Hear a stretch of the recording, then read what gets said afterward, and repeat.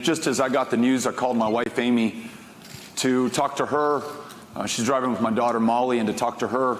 Just a real reminder of what's most important at the end of the day for all of us, and just that, any illusion that we had that progress is inevitable or the change that we need is going to come of its own accord, shattered in moments like these.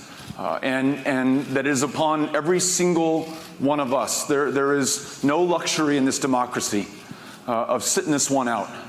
Whether it is gun violence, whether it is many of the issues that we discussed today about economic inclusion and the right to organize, whether it's the ability to see a healthcare provider, whether it's confronting the fact that we've got kids in cages on the U.S.-Mexico border.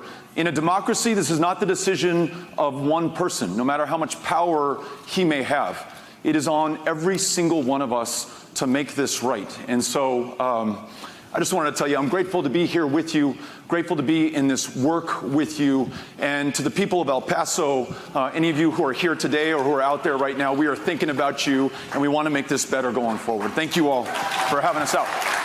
Yeah.